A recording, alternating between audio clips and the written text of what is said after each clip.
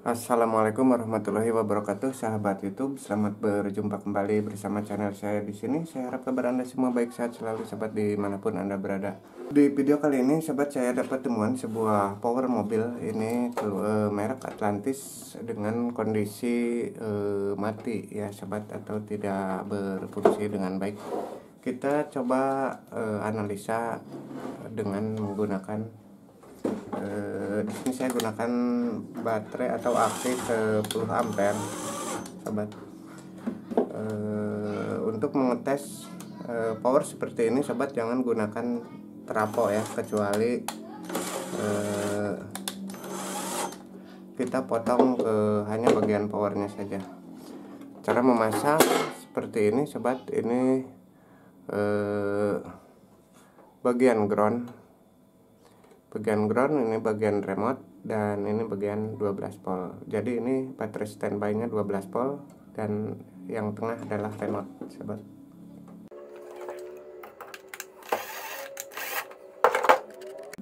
Saat memasang di mobil, sobat, harus menggunakan kabel yang cukup besar atau gunakan kabel ampere ya untuk bagian ground dan 12 voltnya. Kita masukkan tegangan, kita cek di bagian fuse, sobat.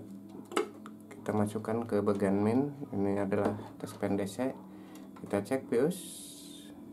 Ini jangan sampai fuse-nya oblak juga ya, karena akan berakibat protek. Di sini fuse masih berjalan atau masih berfungsi dengan baik. Kita lihat di bagian depan, sobat. Di sini tidak hidup sama sekali ya untuk bagian powernya ya. Padahal tegangan di sini sudah masuk. Oke, selanjutnya saya akan coba membongkar.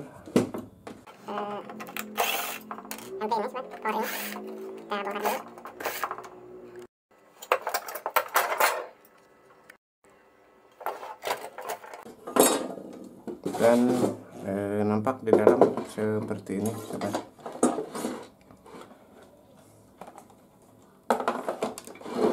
Selanjutnya kita harus mengecek bagian-bagian di sini. Kita tes apakah lampu ini masih hidup,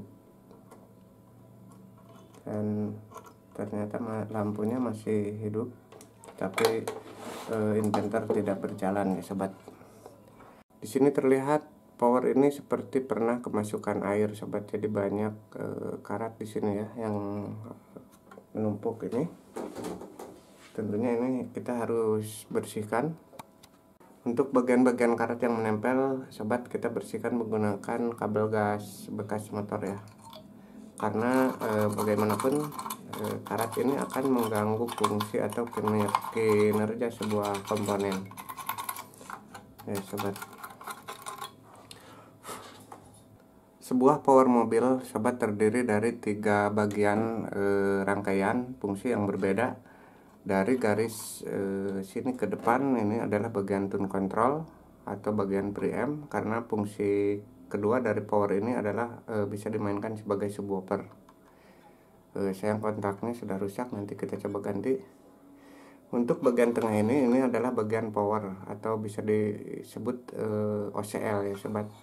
Dan tentunya ini menggunakan power supply CT ya. Di sini terdapat inverter yang merubah arus 12 volt menjadi CT sekitar 18 atau 24 volt. Jadi ketiga bagian ini bisa ditempel atau diganti, walaupun rusak parah itu bisa diganti dengan mesin tempel di luar ya. Contoh untuk bagian inverter, sobat bisa mengganti atau menempel inverter di belakang jika ini memang tidak bisa difungsikan kembali. Begitu juga bagian power dan bagian preamp tune control itu bisa ditempel ya, sobat. Dari analisa, jika kerusakan di bagian IRF Z44 ini biasanya dua resistor ini akan terbakar ya, tapi di sini tidak terlihat sama sekali. Kita tes menggunakan tester seperti ini. Jadi yang merah ditempel di sini di tengah,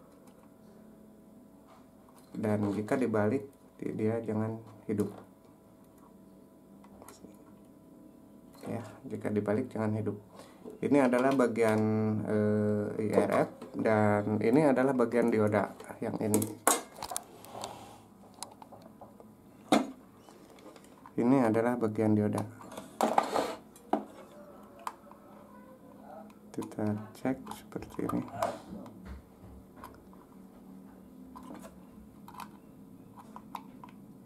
Sepertinya ini nampak masih bagus.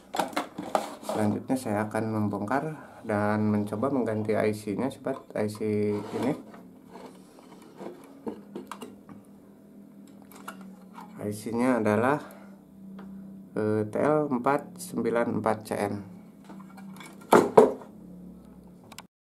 Selanjutnya saya akan coba membuka IC ini saja dulu, sobat.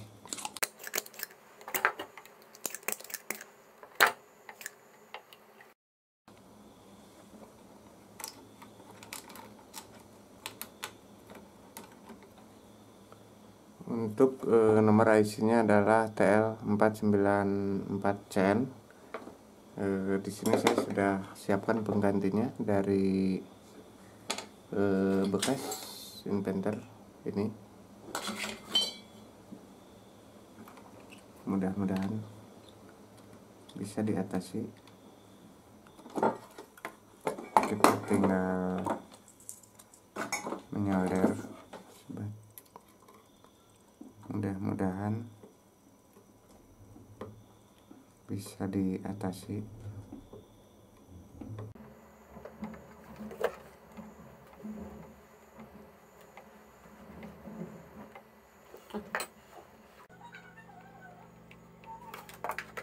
Lagi, sobat, setelah penggantian IC,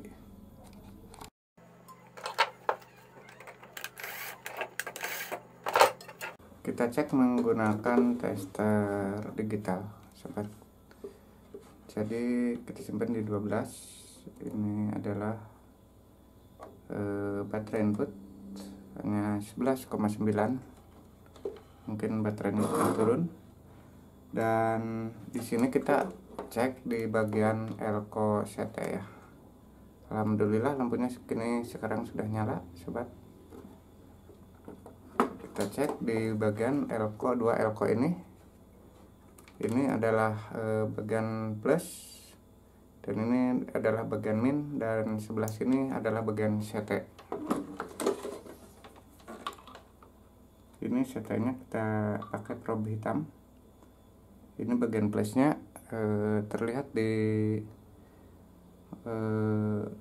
tester sekitar 21,5, dan ini adalah bagian minnya kita balik seperti ini.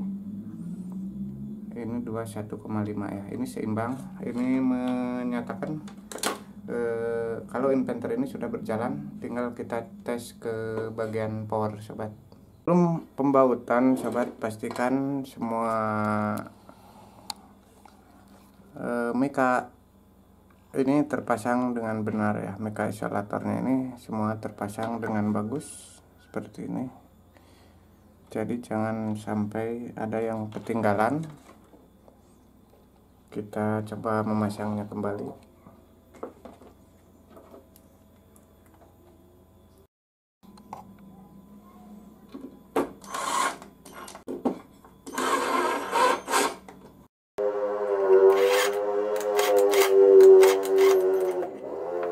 Oke, sobat, kini powernya sudah saya rapihkan kembali ya, sobat. Ini sudah dipasang ke speaker satu. Ini adalah bagian power.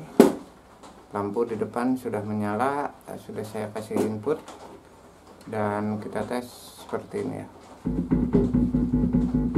Powernya sudah bisa dipakai atau difungsikan kembali ya.